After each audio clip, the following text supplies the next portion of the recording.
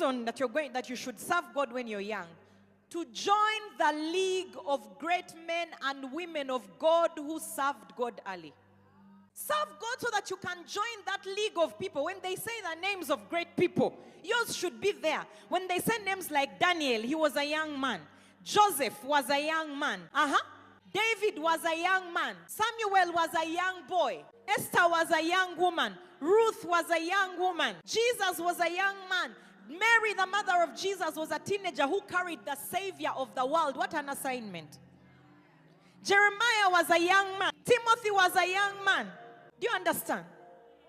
All the apostles were young men. Apostle Moses was a young man when he began the ministry. A younger man. He is a young man. Apostle Moses is a young man. Delete the other statement from the video. You know, I was 21 years old when we joined Apostle, when he was launching a church. 21. Pastor Chris Kawesa says he's currently 21. We need an investigation. I don't know. Your hair betrays you, sir. What a 21-year-old. The lack of hair betrays him. You should serve God before the hair disappears, my friends. Mary, the mother of Jesus, carried Jesus, the Savior. What an assignment. She carried the Savior of the world. There's an assignment God has for you. And let me tell you, the greatest assignment you'll ever do is to serve God. Is to make disciples. Imagine people, you will meet people in heaven. I'm even going ahead of myself, one of the other points. The fact that your work will be remembered for eternity. You know that?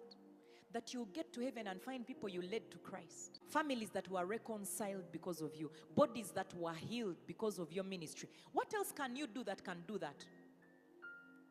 Eternity, whatever else you do, we're going to build houses and buy lands, but we'll leave them behind. But the souls will make it to heaven. Then someone will break down the house which you spent your entire life working to build that. Then they break it and say it's out of style. And then they build an apartment block. Wait, you didn't like apartments.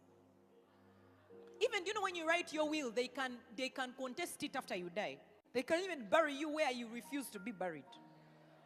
Yeah, you say don't want to be buried here. They say it's too inconvenient. We bury you there. You have no power. But let me tell you, when you invest your life in people, in the ministry of serving people, in the church, eternal. Because you can say, I serve people in an NGO. That work stops here. If you only go to people and help them to live well on the earth, but you don't prepare them for eternity, it is useless. Because eventually they will die and go to a worse place than what you found them in on the earth. And you can't help them there. You can't preach the gospel in heaven. It's too late. The gospel must be preached on the earth.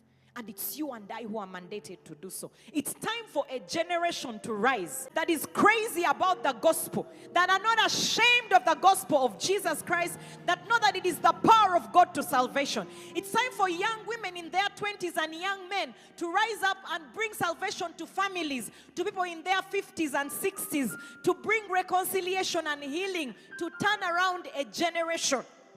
It's our time.